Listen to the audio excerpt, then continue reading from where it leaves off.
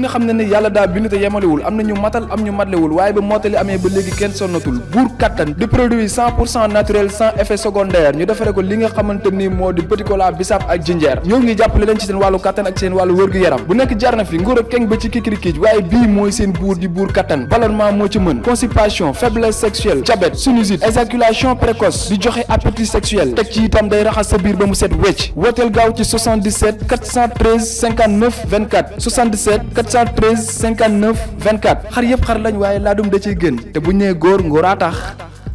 ñoo ngi leen di nuyu di rafetlu ànd bi ngeen di ànd ak Sunugal 24 invité de la rédaction tey di dalal Tamsir Ousmane Ba moom mooy directeur administratif et financier bi nga xam ne mooy ONG Horizon Sans Frontières bi Boubacar Seye jiite te jamono ji mu nekk ci loxoy yoon ñu dalal ko bàyyi ko mu nuyu ak ñuy suivre. waaw jërëjëf Moustapha maa ngi leen di gërëm di leen sant ci ñi ngeen ma invité fii tey ji ñuy waxtaan ci mbir moomu. vraiment di gërëm di nuyu auditeurs yi Sunugal 24 ñëpp et di ñaan yàlla waxtaan wi ñu waxtaan mu indi leeral ci mbirum Boubacar Seye. jërëjëf Tamsir Ousmane waxtaan bi dañ koy dooree ak ki nga mujj tudd nii sax di Boubacar Seye jamono ji moom yor actualité bi parce que dañ ko teg loxo waaye tax ñi ngi wax sax ne yaramam bu sutante ndax yéen ngi amay nouvelle am d'abord balaa ñu dugg ci sujet bi. waaw ñi ngi amay nouvelle am démb ci ngoon rek ci 17h lañ mujj waxtaan. mu ngi sant yàlla dant yaram bi sutante na waaye ñu ngi koy booleeg li ci dalal xel rek booleeg ñu ngi koy booleeg ay spécialistes yu koy saytu. di am yaakaar rek ne dina gën a am tan. waaw tey bi ñu xëyee gis nañ benn yéenekaay bind ne mbirum rein la amee ndax loolu choqué wu leen nit bu ñu demee bay secret médical bi ñu koy génnee ci koo xam ne dañoo jàpp ne dafa tawat. waaw xam nga bon seen mbokk journaliste yi nag li ñuy xaw a génn day compliqué mais nag liñ ci xam daal mooy ne ba fi jamono yi ñuy wax nii suukar su yokk lañ ñu wax mbébétu nañ kër waaye yàlla def na sutura ba kër bi stable normal na fi mu nekk ni suukar daal la ñuy lijjanti pour xool nu ñu ko wàccee waaye mbiram moom. kon loolu amu ci wax ju teguwul la. mënuma koo weddi mënuma ko li ma mën a seede daal mooy Boubacar Seye boobu le 15 bi ñu koy téye dara jotu ko woon. amuloon benn feebar bu ñu signalé woon ci yaramam parce que comme ni ngeen ko xamee résident yi nga xam ne dañ nekk bitim réew dañuy am médecin de famille. li ci gën a bëri médecin de famille yi dañ lay bindal nga defal bilan di saytu sa wér-gu-yaram pour xool bu fekkee ne am na fu mu sutante ñu mën ci indi saafara balay muy gën a law. donc boobu mi ngi yegg si fii Sénégal vendredi 15 janvier wér-gu-yaram moom amu ci woon leen loo xam ne lii sutante woon na. Tamsir Boubacar Seye yéen a ngi koy gis moral bi naka la ndax mi ngi tenir ba léegi. waaw il faut dire que bi ñu koy sogotee vraiment bettoon na ko et ça lui a fait un choc parce que vraiment xaaru ko woon waaye nag dafa gëm yàlla xam ne ci li ñuy dox sunu borom di ci wane boppam. donc natt la bu suñu borom indi mu gëm ci yàlla delloo si na xelam teg lépp ci loxo suñu borom waaye xam na ne ni ñu ko tee yoon xel nanguwu ko te teguñ ko ci yoon. teguñ ko ci yoon d'abord niñ ko téye mu ñëw depuis le 19 mu nekk sous mandat de dépôt mu am ñu bëri ñi nga xam ne ñu ngi ci diaspora bi di ko ñaawlu jàpp ne dañ ko jaay doole teg ko loxo. alors kàddu gi mu bëri ñoo xam ne sax ngi doon waxaat dem ba ay Union européenne tontu ci génnee ci communiqué di expliquer alors yow naka nga jàngate arrestation Boubacar Seye bi. waaw arrestation bi bett nañu bettuñu parce que bett nañu ci kaw ne yaakaaru ñoon ne xamoon nañ ne quelque part peut-être que Boubacar Seye li muy wax am na ñu muy déranger donc xamoon nañ ne dinañu uti pexe pour jéem a xool nu ñu tëjee gémmiñam waaye yaakaaru ñoon ne dinañ ko defee ci anam bu ñaawee nii. parce que ni ñu ko defee dafa dem ba violer sax dignité humaine parce que nit bu fekkee ne da ngay gor muy gor nga wax ak moom fu mu frenkulaay muy sàmm kàddoom ba tax mu bàyyi lim na ndax ñëw uy si la war nga am neneen noo ko war a terale que noonu. kon da ngay dëggal ñi nga xam ne dañ ne campagne d'intimidation la dañ koy jéem a tiital xoxotal ko xoñoñal ko lañ toll. waaw mais du leneen lu loolu parce que Boubacar waxu fi lu fu nit waxul parce que Boubacar saagawul Boubacar daf ne nguur ñun ñëpp la état ñun la du ñeneen bu xaalis duggee ci réew mi askan bi war naa xam xaalis boobu ñu jëblal doomu réew mi fan la dem nañ ko saytu bu fekkee ne bëgg nañu xeex mbënd mi mais président Macky Sall loolu la wax indi leen ma mémorandum sur la situation. Union européenne loolu la wax dugal naa fi xaalis confirmé na li Boubacar Seye wax. tey jii li Boubacar Seye laaj wan na ne àdduna der mais képp que xaalis bi fi dugg nit ñi xamuñ fan la dem te l' état doit communiquer dans un état de droit état bi warul xaar nit ñi di ko laaj moom moo war a communiquer bu communiquer woon coow li yëpp di jóg. kon da nga yaakaar ne état moom moo def faute bi mais Boubacar Seye deful dara. non parce que dans un état de droit l' état doit communiquer parce que bu fekkee ne Union européenne dafay xeex mbënd. ba tax mu dugal xaalis mbëkk mi waaw mbëkk mi ba tax mu dugal xaalis ci réew mi. xaalis boobu jëm ci ndaw ñi te ndaw ñi continuer di faatu ci géej gi. donc il faut que ñu taxaw seetlu moom laajtewul leneen lu mooy pour ñu mën a xeex mbëkk moomu il faut que ñu def taxaw seetlu lu fi dugal ci xaalis naka la ñu ko utiliser ñan la ñu ko joxoon ñooñu nañ ñëw wax ñu liñ ci def. bu ñu ko xaymaa ba pare nag xool yan yoon la ñuy xàll pour génne xale ci situation bi ñu nekk nii. mais diffusion de fausses nouvelles lañ koy topp diffusion de fausses nouvelles mooy fësal xibaar boo xam ne nekkul. li mu wax dañoo jàpp ne nekkul. waaw mais xam nga Boubacar Seye c'est pas un diffuseur de nouvelles Boubacar Seye amul benn support médiatique boo xam ne mën na diffuser de nouvelles. Il a fait un commentaire d'une information qui lui a été livrée par l'Européenne c'est-à-dire dafa jël xibaar yi nga xam ne Union européenne yor na ko. moom ko mu wax ci xalaatam mais bu ñu doon arrêté kay ñi diffuser information ba di diffuser fausse nouvelle kon support yi ñoo ko war ñoo war a arrêté muy support médiatique yi. non mais bu waxee loo xam ne dañoo jàpp ne amul fausse information lañ koy tuddee tamit. waaw mais c'est-à-dire que fausse information amu ci xam nga lu tax. parce que li mu wax mooy ne Union européenne dugal na xaalis ci réew mi am naa lu koy firnde. moom waxul ne am na firnde ne. xaalis bi dañ ko détourné déedéet daf ne xaalis bi am na firnde ne dugg na ci réew mi donc nañ ko leeral te boo leen bëggee ma indi leen firnde yi dugg na ci réew mi mais Union européenne loolu la wax dafa confirmer ne xaalis bi dugg na ci réew mi donc moom waxul lu jàppandewul li muy wax dafa am parce que firndeel na ko union ki ko indi ci dëkk bi firnde na ko président de la République ci boppam génn commune conseil des ministres nee na jox leen ma këyit guy firndeel yéen xaalis bi fa leen ko dugal. donc mooy nangu dañu xaalis dugg na ci réew mi tey jii wax jooju tax na ba àdduna de mais képp ñëpp a ngi wax ne mais ndekete xaalis bi day ne mu ngi dugg ci réew mi te kenn xamul fu muy jaar nañ ko xamal nit ñi. bu ñu ko xamee nag ci la ñuy saytu pour xool yan perspective de solution la ñuy teg. parce que dañ xam fan la jumte amoon ci li ñu doon liggéey ñoom ñu xool naka la ñuy jubantee. yow yaay directeur administratif financier bu ONG Horizon Sans Frontières alors bu ngeen si jógee xanaa di ngeen gën a xoolaat seen ONG bi naka ngeen koy parce que Boubacar Seye dafa mel ni il était trop exposé. ñu ci mel ni yow ak ñeneen nekk ci ONG bi daanaka doon ñëw leen. waaw xam nga mbir mi ku ci nekk dafa am loo xam ne li moom nga war a def ci biir kër gi. parce que ONG bi xëy na dafa nekk am particularité boo xam ne nit ñi xame amuñu habitude gis ONG buy doxee noonu parce que ba ñu juddoog léegi muy 2006 ba tey mën naa taxaw yow wax la ne mosuñoo lekk dërëmu benn doomu aadama boo xam benn organisation. kenn financé wu mosuñu am financement. kon nu ngeen di dundee. suñu ay moyens propres.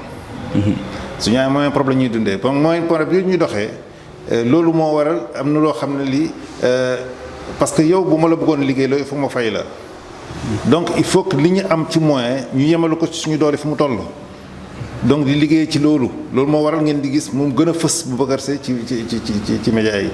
parce que doole ji moo toll woon foo xam ne fii mën nañoo jël nit liggéey loo ko di ko fay parce que fii koo fi liggéey la da nga ko fay te mënuñoo fay kenn.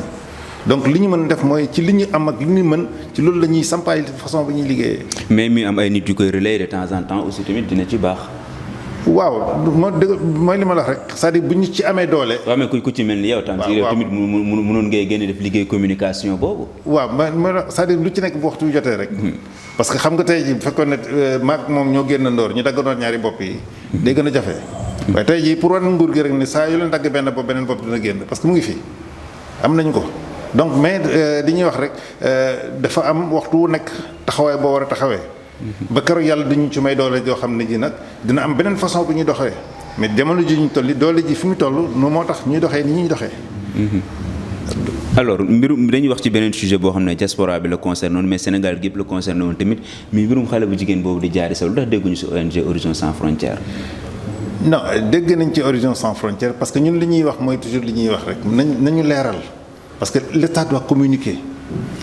parce que déjà mbiram Diary Sow boo leen ko seetloo ba seetlu ko liñ ci wax lépp dafa gën a lëndëmal xelu nit ñi ki leeral xelu nit ñi. communication mooy communication état mooy suñu xeex na l'état doit communiquer waaw loolu suñu xeex la bokk parce que état du kenn ku dul yow man ak keneen ñu jël dénk nit ni ko doxalal donc booroo xaar sax ba ma lay laaj war nga ñëw di ma jox information buñ tontee ji bu ñu defaloon bruit bu bëri boobu ci tour autour de Diary Sow xëy na doon nañ protéger xale bi ba xam ne xëy na lu bëri mënoon naa ñàkk état dafa war a communiquer dafa war a protéger dafa war a aar doomu aadama yi. su loolu mooy rôle am.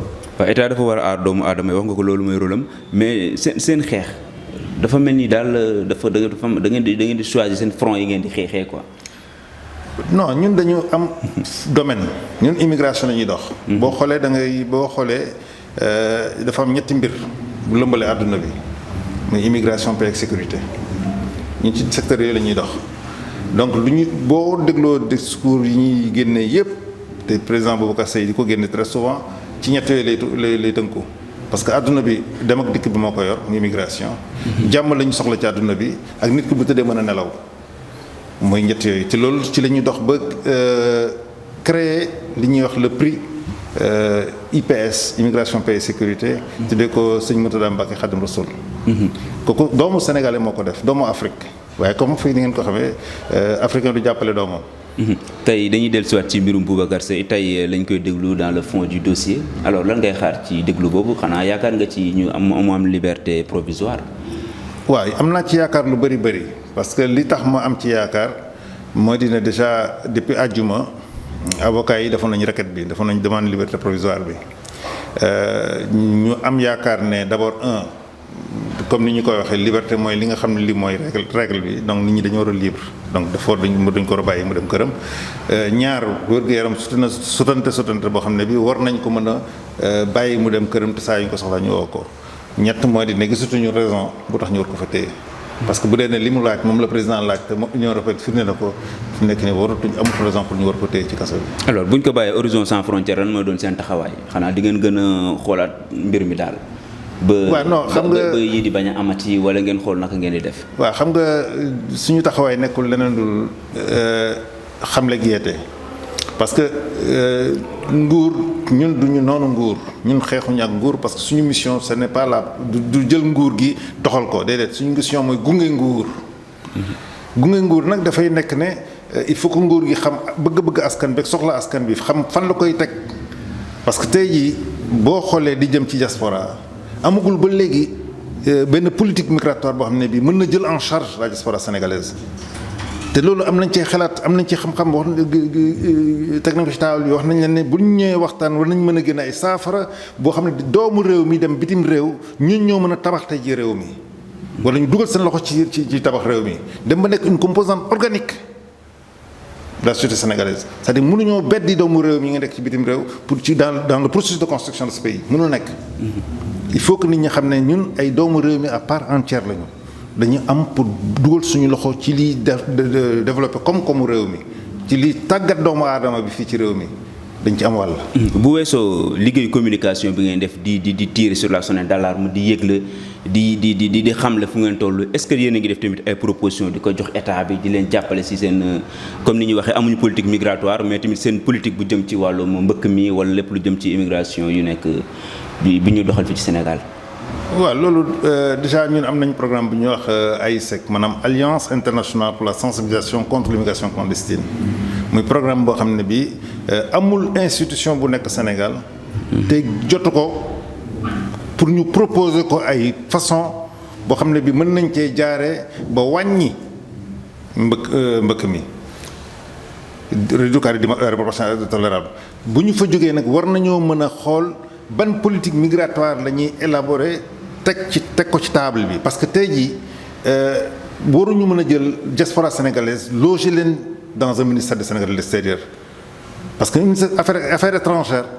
affaire étrangère kooku diplomatie lay dox bitim réew lay dox ñun duñu bokkuñ ci bitim réew ñun dañu bokk ci doomu Sénégal bi donc dañu war a am benn ministère à part entière boo xam ne bii dafay toppatoo li ñuy wax la migration internationale charge de la migration internationale dem beeg dikk bi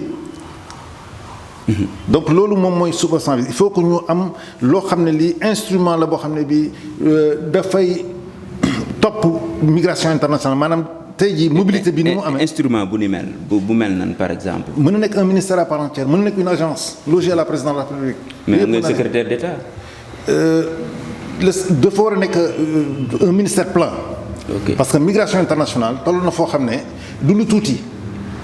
du lu tuuti parce que dina jóge ci dëkk ba ngay jóge muy Sénégal dëkk yi ngay jaar ba dëkk ba ngay sampoo ak na nga fay nekkee dem ak dëkk bi toll ci dina jàpp xalaat ci doomu réew mi yeneen doomu réew yi ñëw ci dëkk bi parce que tey jii boo xoolee Sénégal li fi nekk ci étranger te yow mënoo wax kii lan la fiy def mënoo xam nu mu fi duggee te loolu yëpp dañ ko war a saytu parce que dafa bokk ci liy indi sécurité ci dëkk bi donc loolu dafa war a am ministère bu koy lijjanti wala moom benn agence autonome bu koy lijjanti mais waruñu mën a tey jii Sénégal warut a nekk bunt boo xam ne nun fu waay neex jugee dugg fu waay neex génn xamuñu kuy dugg kuy génn ku nekk loo fiy def war nañ xam képp ku fiy dugg loo fiy def fan nga nekk ñu mën a repérer que tu sois repérable.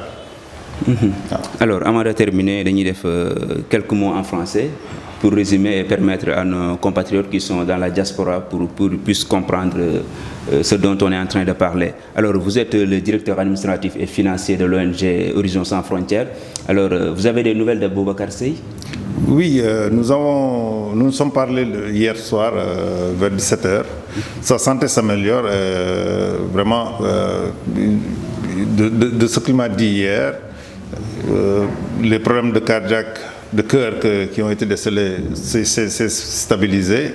Ils sont en train de voir comment diminuer le taux du sucre peu présent dans son sang, qui donne des signes de diabète dû éventuellement au stress qu'il a dû vivre ces derniers jours.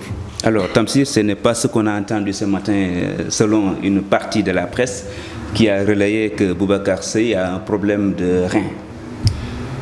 Bon, comme je le disais, jusqu'au vendredi 15 janvier, date à laquelle il a été arrêté, et 19 janvier, date à laquelle il a été mis sous mandat de dépôt, Boubacar Seye ne souffrait pas de rien du tout.